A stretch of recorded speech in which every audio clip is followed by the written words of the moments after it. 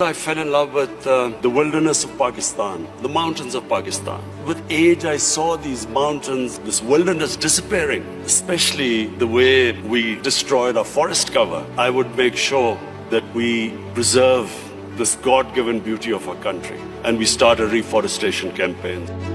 In 2013, we started one of the most ambitious campaigns to plant 1 billion trees in 4 years. And against all odds, we did it. We involved the local communities.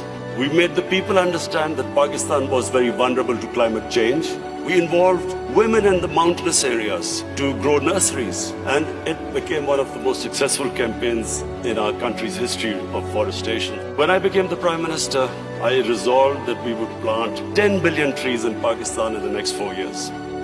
This is my vision. All the policies which we make in Pakistan are towards that end.